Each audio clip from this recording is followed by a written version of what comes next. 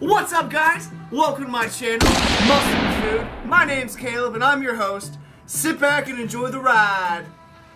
In today's video, we're going to be talking about why you're not building muscle the way that you wish you were, and how to correct it, and how to get the results that you want.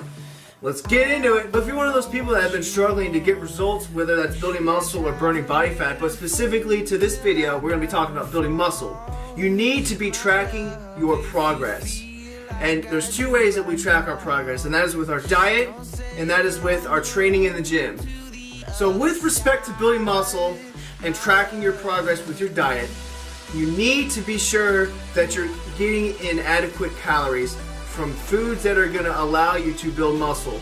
And that would be higher protein foods, higher caloric foods. So chicken, ground turkey, beef, lean beef, eggs, egg whites, good carb sources, sweet potatoes, rice, oatmeal, good fat sources, olive oil, avocados, peanut butter, almond butter.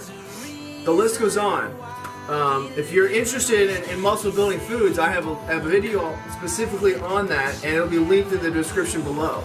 So check that out. So on top of getting in quality calories, you need to be sure to be tracking your caloric intake, because it's key that we stay in a caloric surplus to pack on muscle at a faster rate. And that surplus can be between 100 to 200 calories, 300 calories as a baseline. If you start eating way too far above your maintenance calories, you're going to start putting on excess body fat. And the goal is to lean bulk. So that would be, lean bulking would be building muscle mass, but not putting on body fat at the same time. So getting in quality calories and making sure that you're tracking your calories. And finally, you want to make sure that you're hitting your protein goal every single day. Protein is the most thermogenic macronutrient, the most important one.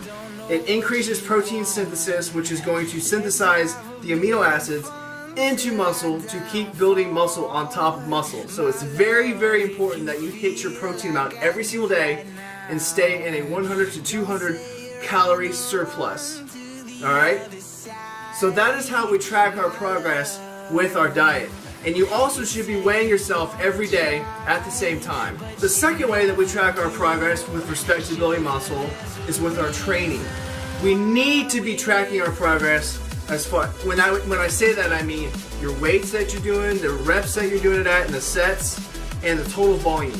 So with that said, you need to be progressively increasing the weight every single week. And we call that progressive overloading, and that is one of the main ways that we cause muscle hypertrophy or muscle building.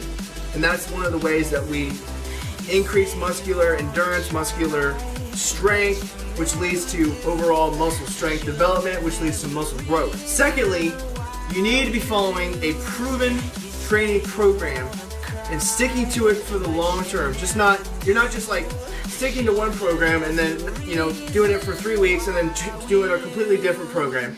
You need to stick with one training program through the whole cycle, whether that be a 12-week, 8-week, 6-week program. So it's very important that you stick consistently to a program. It's not about switching up something because you're not getting results instantaneously, guys. It takes time to build muscle. Okay, building muscle is much harder to do than to burn body fat. It's proven. You can see it in scientific material. So with progressive overloading and increasing the weights every single week, you need to be sure that you're increasing the rep and sets that you're doing to increase total volume. Because we really track our progress with the total amount of volume that you do. And there's an equation, I think it's weight times set times reps is total volume. You want to make sure that you're increasing that total volume every single week to keep your muscles stressing harder and adapting to build up and repair bigger. Along with tracking your progress with your training plan and recording down all your information, making sure that you're increasing your weights and sets and reps over time every week to make sure your body is adapting to that level of stress, the increased levels of stress. You need to be working on establishing the mind-muscle connection. It's really, really, like, you can be doing everything right with your nutrition and your training, but if you're not activating the right muscle groups when you're doing a specific exercise, all of the progress that you're thinking you're making is not. And I'll give you an example. So like when you're doing a bench press, a lot of the time people you use too much of their shoulders to move the weight in their triceps. It's because they don't have the correct mind-muscle connection to activate their chest and their pectoris muscle to literally contract it as hard as they can. So what you need to do to correct that is to drop the weight until you can actually establish that mind-muscle connection. Close your eyes, use a dumbbell, single-handed dumbbell, and literally just like feel your muscle contracting. Feel it, just feel it out. It's all about feel. Look in the mirror, watch yourself doing lateral raises, making sure that your shoulders are actually contracting. So mind muscle connection, very, very, very important, guys. And finally, the last way that we really focus on building muscle is that you need to allow your body to have some rest, and you have to have proper recovery along with your diet. And what I mean by that is you need to give yourself some days off to allow your body the time it needs to recover to perform at your best over the next course of the week. Because when you think about building muscle, it takes time, right? And you have to think about it in terms of a marathon, not a sprint. Because if you think about it in terms of like something that's very short term, you won't get good long-term results. That makes perfect sense, right? And also, I think it's important to touch on the post-workout nutrition. And this is something that needs to be done every time you do resistance training, 30 minutes after you work out. And that would be utilizing a hydrolyzed whey protein isolate in conjunction with a high glycemic carbohydrate. And it can be a dextrose, pure dexanhydrous glucose. I specifically take anywhere from 20 to 30 grams of protein in the form of whey protein, hydrolyzed whey protein, and anywhere from 20 to 40 grams of carbohydrates as a pure dexanhydrous glucose molecule. And I'll also link in the description the product I use as well.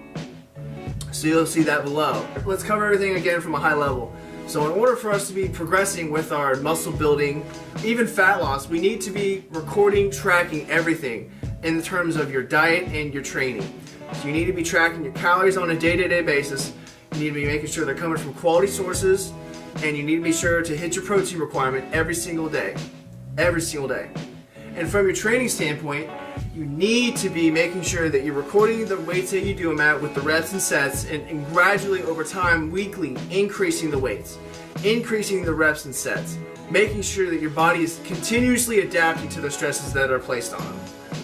Alright guys, that's the video. I hope you guys enjoyed it. If you guys got some value out of this, please give it a thumbs up, like it, subscribe for future content. I'd appreciate it. Help me grow. Share it to your Facebook page, share it with friends, tell a buddy about what I do.